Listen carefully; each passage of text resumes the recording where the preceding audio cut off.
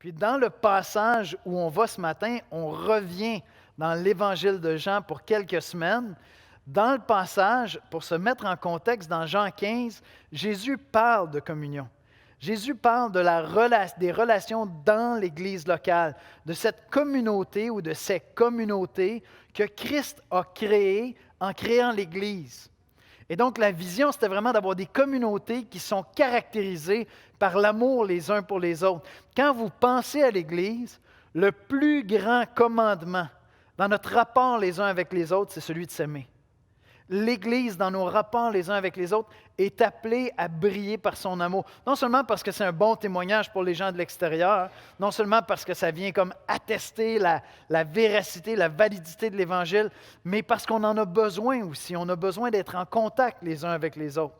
Et vous allez voir le contraste entre la communauté de foi, où il doit y avoir cet amour-là, et la réaction du monde souvent à l'Évangile. Donc, on va aller dans la prière. Esther va venir nous lire les Écritures, mais vous allez voir, on passe d'un contexte où il est question d'amour au milieu de l'Église et la réponse du monde face à l'Évangile. On va aller dans un mot de prière. Père éternel, on vient te prier, on vient te demander de parler à nos cœurs ce matin. Ta parole est vivante, ta parole est puissante pour nous transformer, pour nous faire grandir en maturité, pour nous remettre en question et même pour nous conduire à Christ si on ne le connaît pas. Seigneur Jésus, tu as donné ces paroles à tes disciples quelques heures avant d'être arrêté, quelques heures même avant d'être crucifié.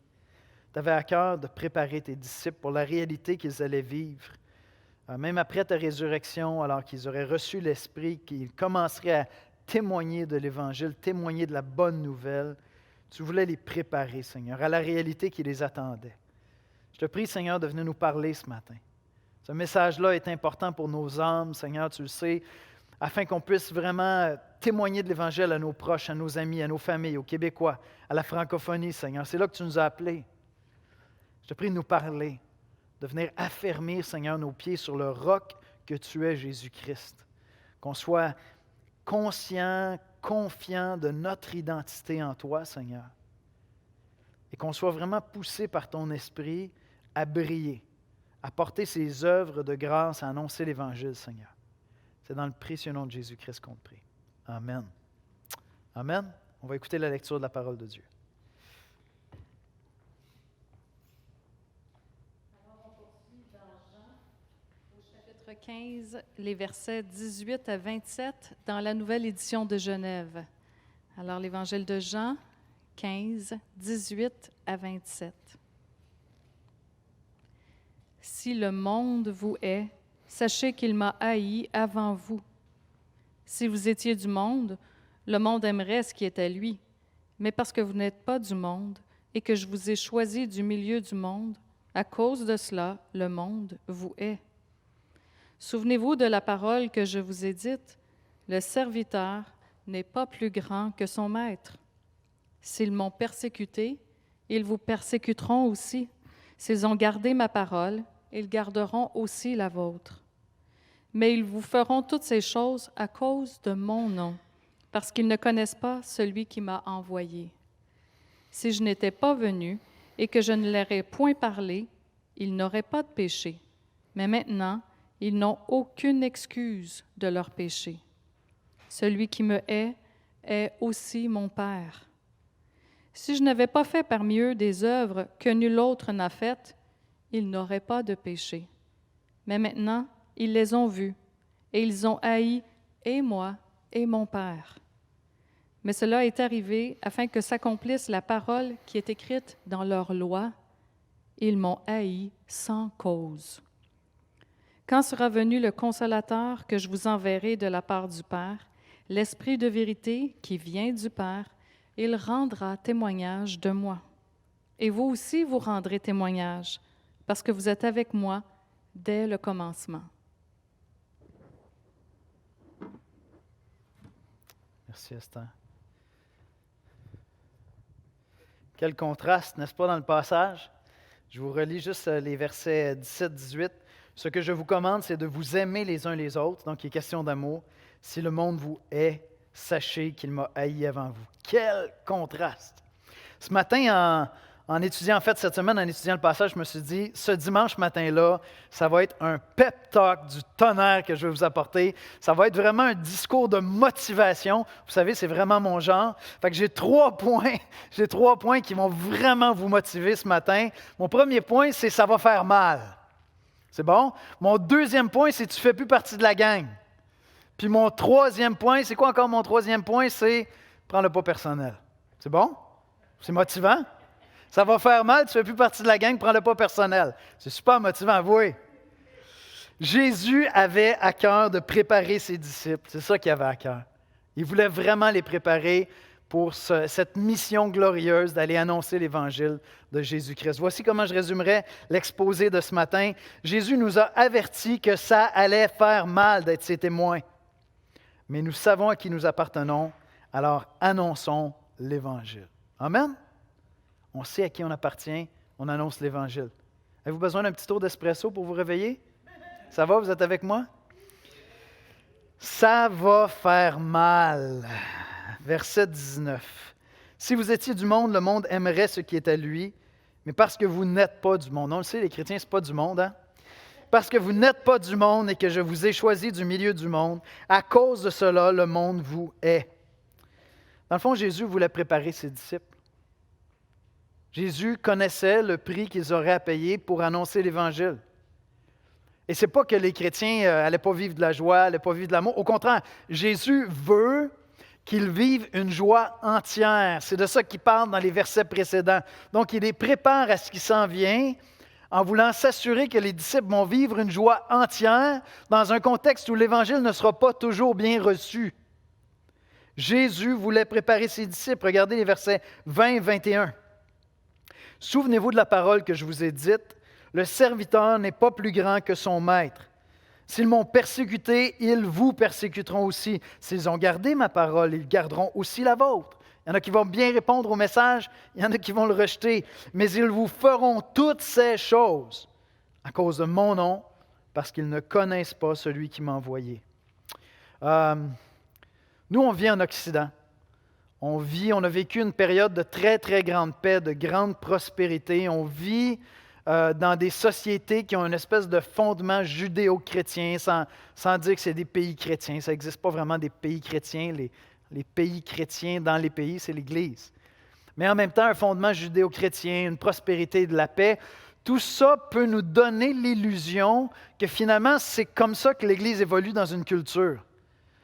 Assez respectée, pas trop détestée, même il y a des beaux côtés, puis on peut vivre notre foi en toute liberté. Tout ceci est une illusion. Parce que dans l'histoire de l'Église, en 2000 ans d'histoire, c'est très, très rare que l'Église a vécu ça.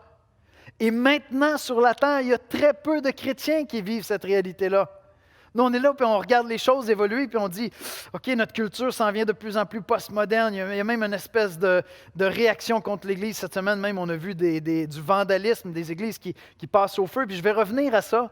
Il y a quelque chose derrière ça, mais en même temps, il y a une réaction très agressive qui est là. La vérité, c'est que pour la majorité des chrétiens dans le monde, ils n'ont pas toutes les libertés que nous, on a. Je veux dire, je l'ai mentionné dernièrement, mais je reviens sur ça parce que c'est frappant, c'est contrastant. On estime qu'en Chine, il y a 100 millions de chrétiens. 100 millions de chrétiens, c'est une bonne proportion. Et la très, très grande majorité d'entre eux ne sont pas dans des églises reconnues par l'État, parce que si tu vas dans une église officielle, le prédicateur doit soumettre son message. Je ne suis pas en train de fabuler, je ne suis pas en train d'inventer des trucs. C'est comme ça que ça fonctionne. J'ai pris le temps de le lire de mes yeux. Tu dois soumettre ton sermon à une police politique qui va l'approuver ou non. Donc, vous comprendrez que la majorité des chrétiens ne sont pas dans des églises d'État. En fait, la majorité des gens qui vont là-dedans ne sont probablement pas des chrétiens. Et la vaste majorité des chrétiens, maintenant, après la pandémie, tout est plus compliqué pour eux. Il y a eu des mesures sanitaires qui ont été mises en place en Chine et le gouvernement communiste a jugé bon de ne pas retirer un certain nombre de mesures, spécialement pour les lieux de culte, que ce soit chrétiens, musulmans, peu importe. Et donc, les chrétiens se réunissent généralement à 2 familles par maison. Parce que s'il y a plus que 2 familles qui se réunissent le dimanche, les voisins comprennent qu'il y a un rassemblement, savent peut-être qu'ils sont chrétiens, il va y avoir une dénonciation, les problèmes commencent. Ça, c'est la réalité de 100 millions de chrétiens en Chine. Mais nous, on vit dans une culture où on a goûté énormément de liberté. Dieu merci. L'apôtre Paul, il dit, priez pour que vous soyez libres de vivre votre piété. J'espère que vous priez pour ça. Quand j'ai un chrétien qui me dit, ah non, moi je prie pour qu'on ait des persécutions. Tu n'as pas lu ta Bible beaucoup, mon homme. Tu n'as pas lu ta Bible beaucoup. Non, non, mais ça fait du bon, ça purifie l'Église. Oui, c'est correct. Quand ils vont venir, tu vas supplier Dieu qu'elle parte. Parce que l'apôtre Paul savait de quoi il parlait, puis il dit, prie pas pour ça. C'est insensé, prie pas pour ça. Le Seigneur va le faire quand il veut, il va purifier l'Église à travers ça, mais ce n'est pas des bons moments. Et nous, on a vécu cette grande liberté-là. Ma mère disait, hein, vous êtes pourris gâtés. Bien, nous, on était très, très, très gâtés en Occident, mais je pense qu'on était peut-être aussi pourris avec ça. Ça vient avec. Ça va un peu avec la nature humaine, on se laisse aller.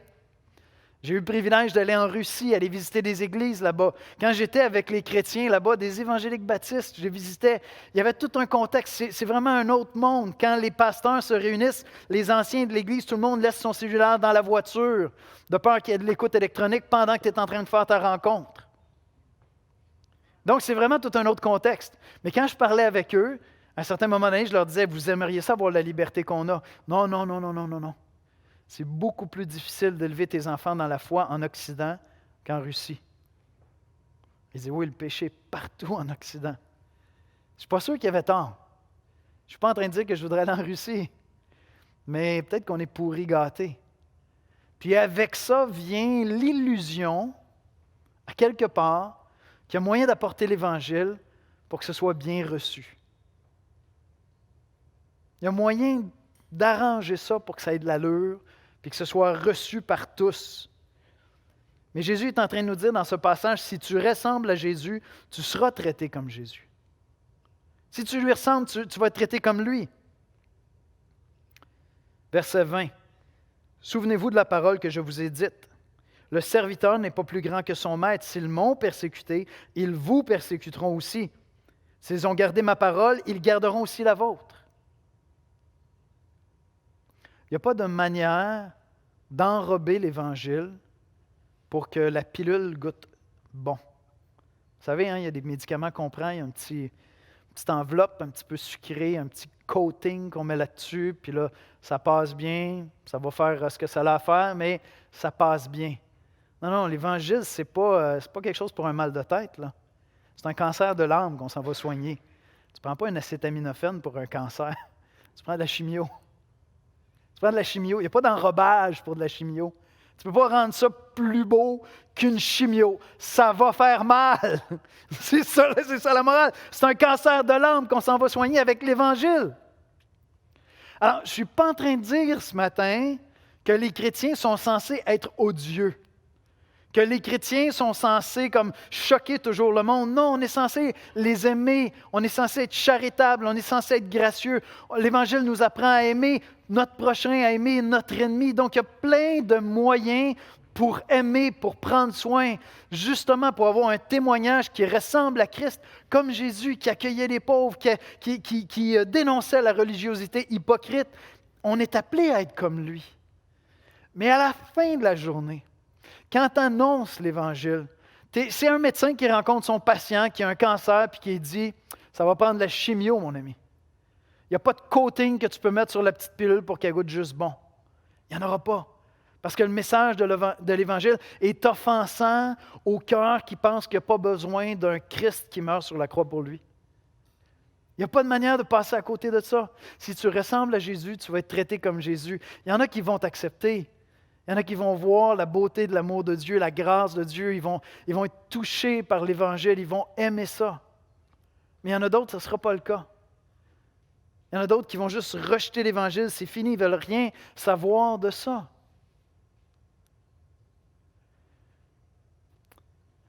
Et donc, je ne sais pas si tu acceptes l'idée, parce que c'est ça que Jésus voulait faire.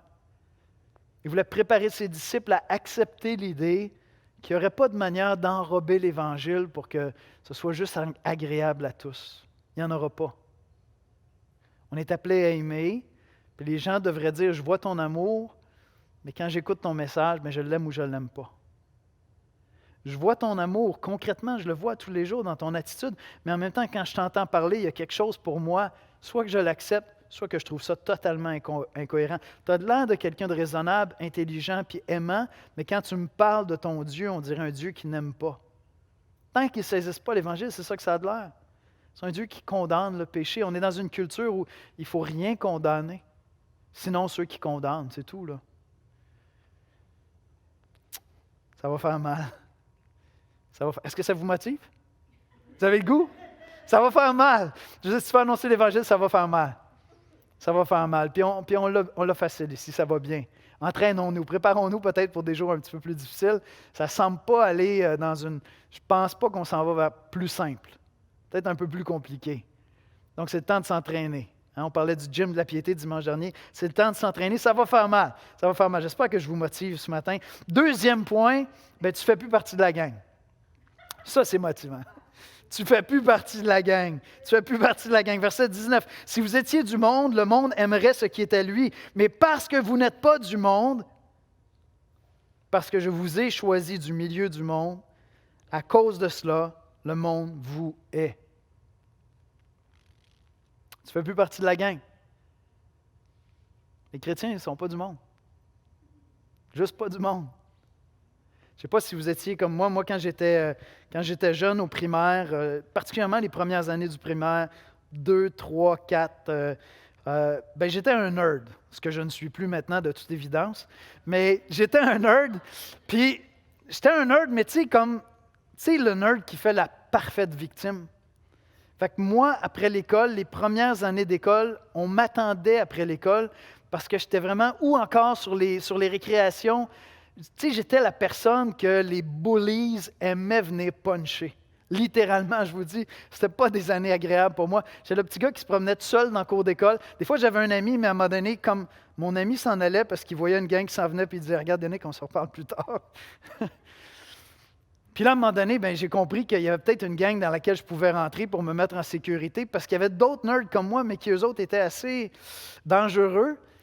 Fait qu'à un moment donné, quand j'en ai vu un gros, grand gaillard qui a décidé de frapper, j'ai dit « OK, ça, c'est ma gang, je viens de m'identifier là. »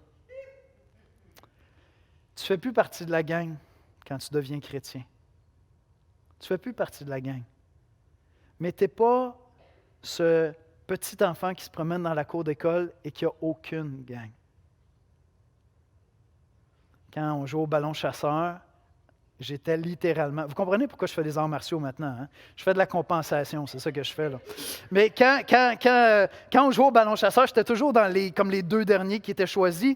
Ma seule vertu, c'était de courir vite. C'était la seule qualité que j'avais, tu sais. Fait que c'était ça la réalité. Moi, aujourd'hui, le capitaine qui m'a choisi dans son équipe, c'est Christ. C'est Jésus qui m'a choisi dans son équipe. C'est ça qu'il est en train de nous dire dans le passage ici. Jésus t'a choisi pour faire partie de sa famille. Regardez ce qu'il dit au verset 19. Si vous étiez du monde, le monde aimerait ce qui est à lui, mais parce que vous n'êtes pas du monde et que je vous ai choisi du milieu du monde. Je sais que c'est compliqué toute cette question-là, mais quelle grâce de savoir que le meilleur capitaine de l'école m'a choisi dans son équipe. Non? Quelle grâce de savoir que le Seigneur des Seigneurs, le Roi des Rois, m'a choisi dans son équipe. Pas parce que j'étais le meilleur lanceur, parce qu'il m'a choisi dans son équipe. Puis à quelque part, il m'a choisi, je l'ai choisi. Je sais, c'est compliqué tout ça, mais quelle grâce de savoir que Christ m'a choisi pour rentrer dans sa famille. Regardez ce qu'il dit au verset 15. « Je ne vous appelle plus serviteur, parce que le serviteur ne sait pas ce que fait son maître, mais je vous ai appelé ami. » C'est ce qu'on fait quand on rentre dans une gang, on devient des amis de cette gang-là. Moi, je suis rentré dans la gang de Jésus parce qu'il m'a choisi dans son équipe. Je suis devenu un ami de Jésus. Je ne suis pas en train de manquer de respect à Jésus là, quand je dis que je suis son ami. C'est lui qui le dit. Je vous appelle ami. Vous n'êtes plus des serviteurs, vous êtes mes amis. Je fais partie de la gang de Jésus. Verset 16. « Ce n'est pas vous qui m'avez choisi, mais moi je vous ai choisi et je vous ai établi afin que vous alliez et que vous portiez du fruit et que votre fruit demeure, afin que ce que vous demanderez au Père en mon nom. » C'est vraiment intéressant. Il ne dit pas « est-ce que vous demanderez à mon Père ?» Il dit « est-ce que vous demanderez au Père ?» parce que maintenant son Père, c'est mon Père. Je fais partie de sa gang, je fais partie de sa famille. Je suis entré dans la famille de Dieu.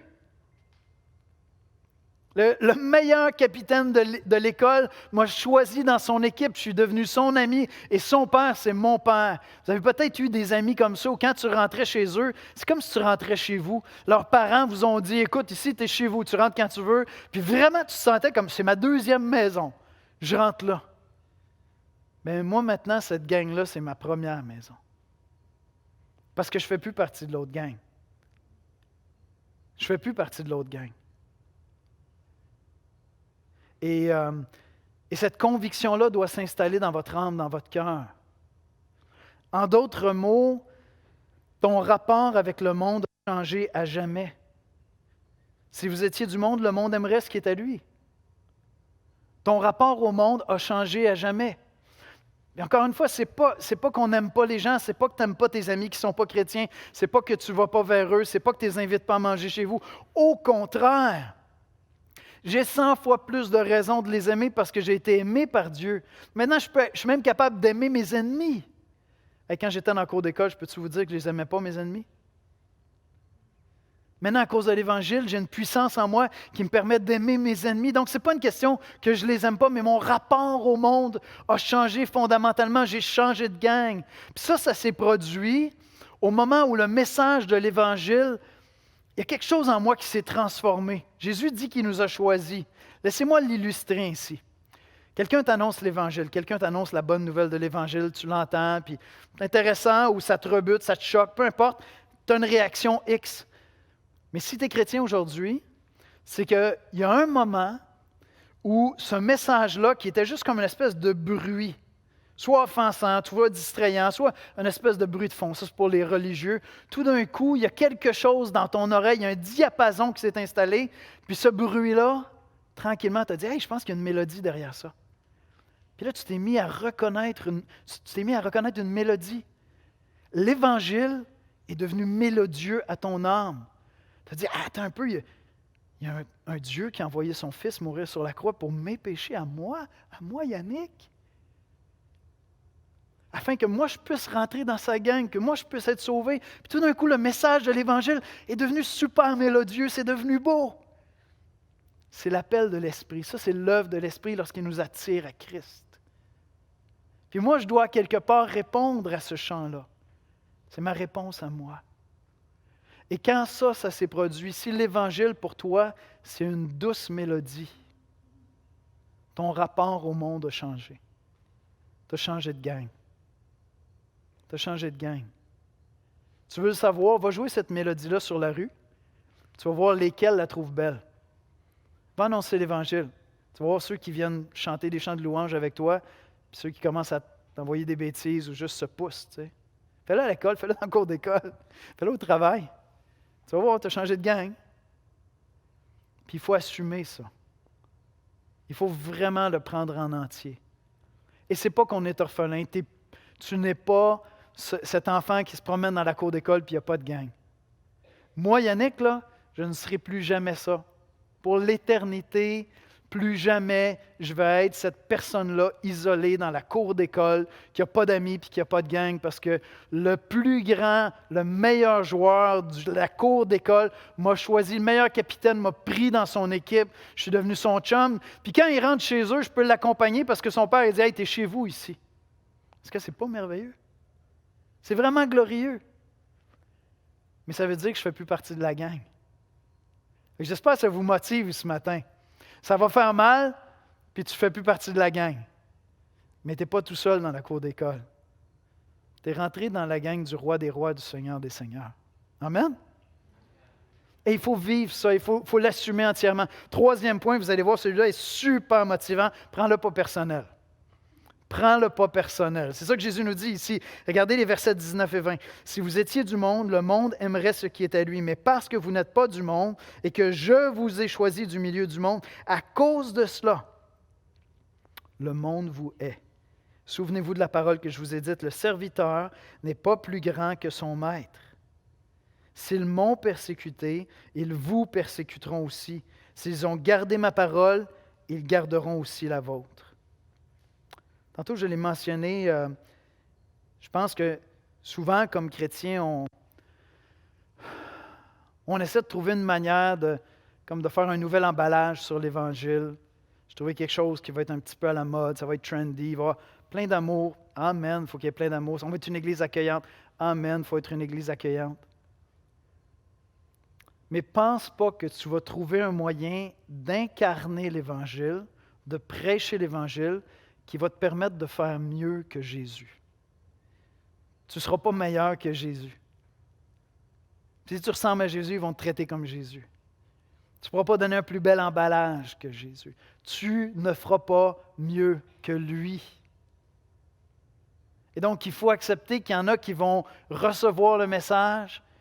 Tu vas l'annoncer, puis ils vont commencer à discerner cette mélodie-là. Ça va commencer à devenir beau. Tu vas voir dans leurs yeux, tu vas dire, wow, OK, attends un peu, là. Quelque chose qui se passe. Le Saint-Esprit est en train d'opérer un miracle. C'est tellement merveilleux quand tu as le privilège d'assister à ça. C'est extraordinaire. On prie pour nos familles. On veut juste voir ça se produire dans leurs yeux. Puis là, nous revenir en disant, écoute, c'est quand même incroyable ce qu'il a fait. Mais d'autres vont rejeter l'Évangile. Et tu ne feras pas mieux que Jésus. C'est ce qu'il nous dit. Tu vas être traité comme ils ont traité le Maître. Verset 20, souvenez-vous de la parole que je vous ai dite. Le serviteur n'est pas plus grand que son Maître. S'ils m'ont persécuté, ils vous persécuteront. S'ils ont gardé ma parole, ils garderont aussi la vôtre. Il y en a qui vont bien répondre à l'Évangile. Dans tous les cas, on doit aimer. Dans tous les cas, on doit être charitable. Je veux être connu pour mon amour. Mais je veux prêcher l'Évangile aussi. Parce que c'est l'Évangile qui sauve. Ma pilule bien emballée, elle ne guérira pas le cancer. Ça prend l'Évangile. Il va falloir qu'il y ait un moment où ces gens-là réalisent, mes proches, mes amis, il va falloir qu'ils réalisent que Dieu est saint, puis que Dieu est bon, puis que Dieu est amour, puis que Dieu ne niaise pas avec le péché. Le mal, c'est le mal à ses yeux, puis il veut guérir le mal par la puissance de l'Évangile. Mais il ne fermera pas les yeux en disant « Non, non, tout va bien, pas de cancer. Tu es en pleine forme, mon chum. » Non, non, non, non. Non, non, il sait, il voit. Et il sait que tu as besoin de l'Évangile. Et il n'y a pas de manière de l'emballer pour que ça passe bien. Donc, ça va te demander d'accepter une chose fondamentale. Puis c'est peut-être là que ça va te remettre en question dans ton rapport avec tes proches, avec tes amis ou juste avec les gens en général. Ce n'est pas toi qu'ils rejettent ou qu'ils acceptent. Ce n'est pas toi qu'ils rejettent ou qu'ils acceptent. Versets 23-24, celui qui me hait est aussi mon Père. Même Jésus ne le prenait pas personnel. Quand je te dis prends-le pas personnel, même Jésus ne le prenait pas personnel. Celui qui me hait est aussi mon Père.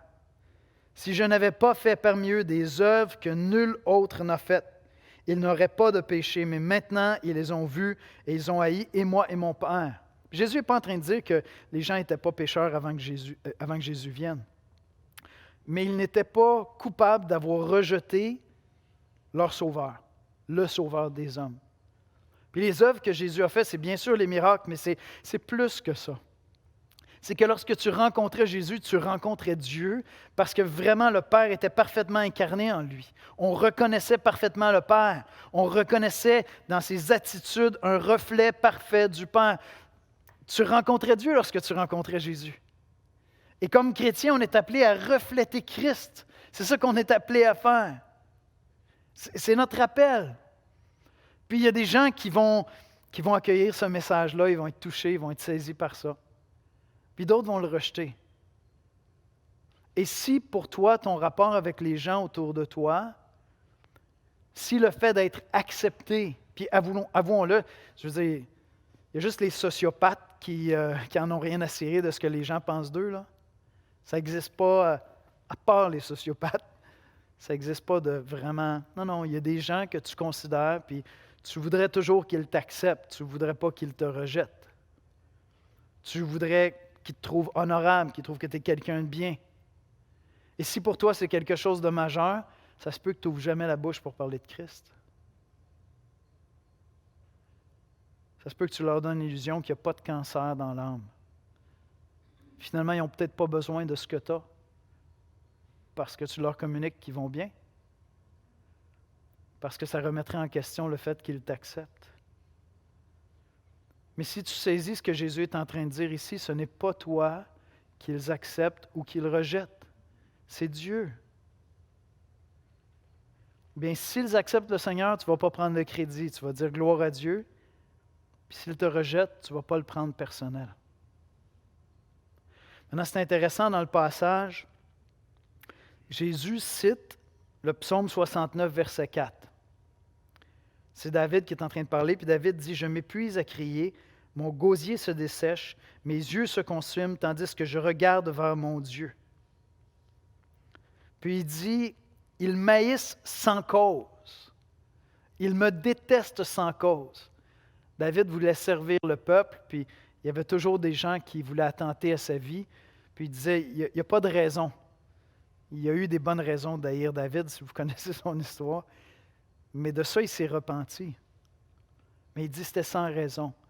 Et Jésus, le Christ, dit, ils m'ont haï sans cause.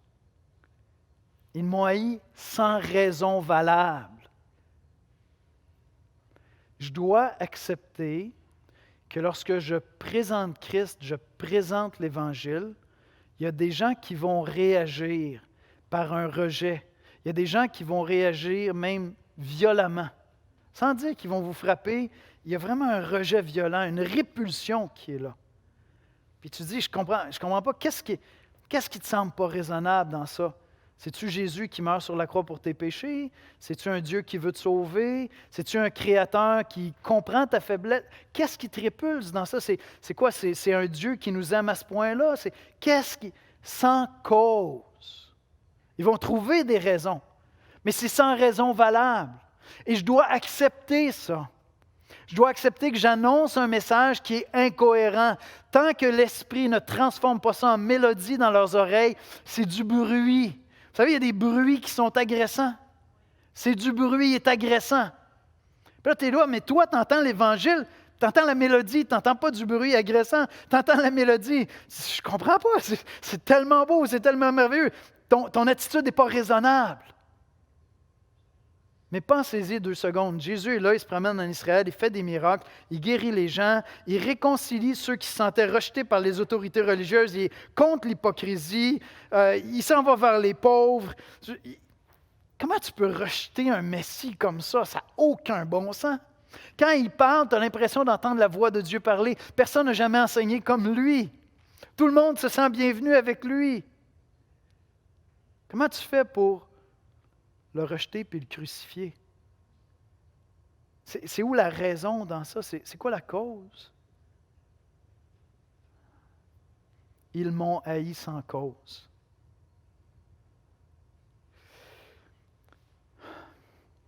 Puis je fais une parenthèse avant de terminer. Il faut quand même s'assurer qu'il n'y a pas de raison. Il faut quand même s'assurer qu'on ne leur donne pas une cause de nous haïr. Jésus déteste l'hypocrisie religieuse. Actuellement, sans vouloir faire de mauvais jeu de mots, il y a une histoire lugubre qui est en train d'être déterrée. Les pensionnats autochtones. Puis je sais, vous allez dire, ça, c'est pas nous, c'est pas les évangéliques. Ça a été fait en grande partie au nom de tous les Canadiens, mais aussi en grande partie au nom de l'Église catholique, et donc au nom du christianisme.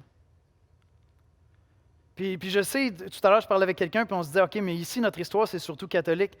Savez-vous que les États-Unis sont extrêmement nerveux actuellement, les Américains? Parce qu'il y en a eu des pensionnats comme ça aussi. Vous allez voir, vous allez entendre des histoires où ce n'était pas juste des catholiques, c'était des protestants aussi.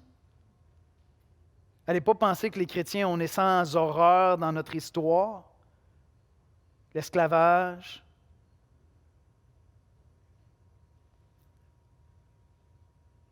Donc, qu'est-ce qu'on fait? Qu'est-ce qu'on fait avec nos hypocrisies, nos imperfections?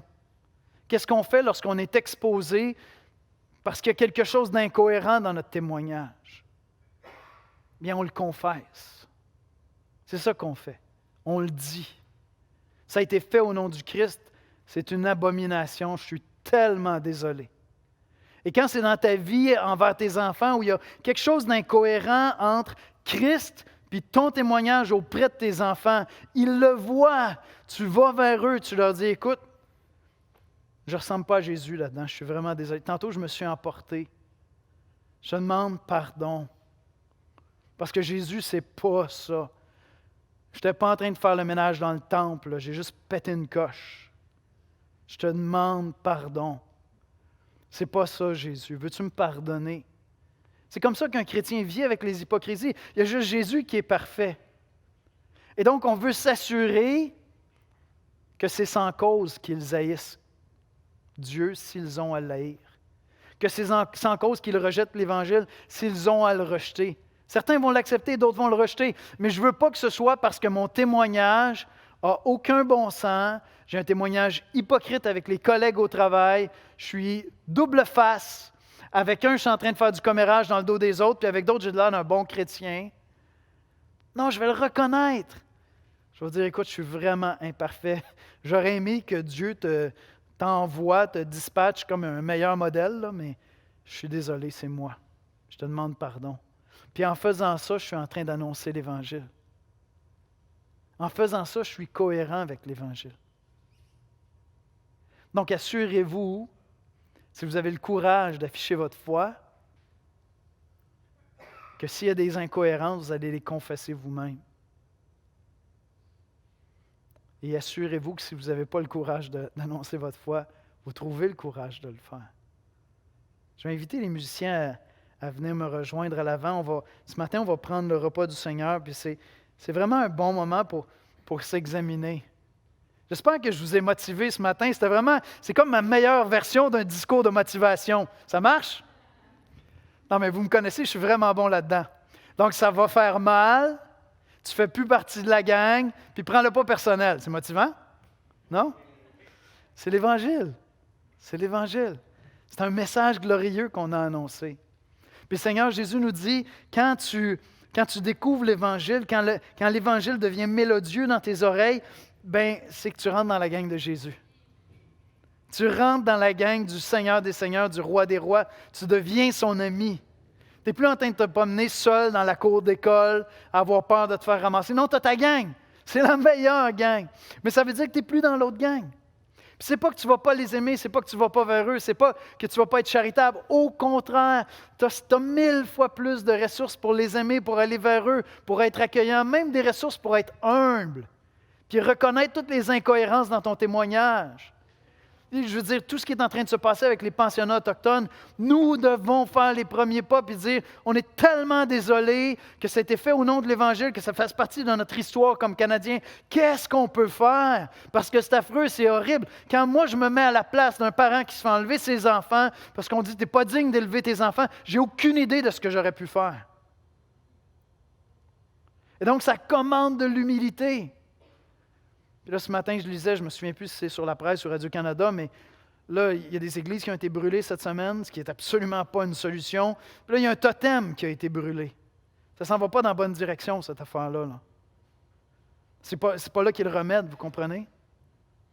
Et donc, nous-mêmes, on peut incarner cette humilité-là, de dire, écoute, que ce soit des chrétiens comme moi ou que ce soit d'autres qui portent le nom de chrétien et qui ne le sont peut-être pas, je sais qu'il y a plein d'horreurs qui ont été faites au nom du christianisme. Je le sais, ça. Je suis vraiment désolé de ça. Laisse-moi te parler de l'amour de Jésus. Puis laisse-moi surtout l'incarner par mon humilité.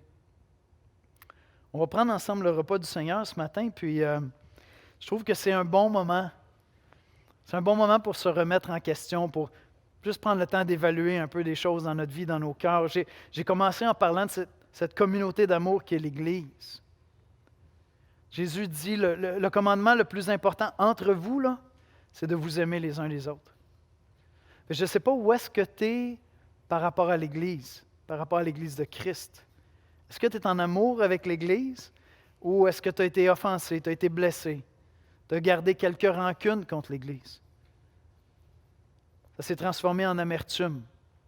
C'est un venin pour l'âme, je vous le dis. C'est l'amertume. Si vous avez de l'amertume dans l'âme, suppliez Dieu tous les jours qu'il vous libère de ça. Ça détruit l'âme. Tu veux un cancer pour l'âme?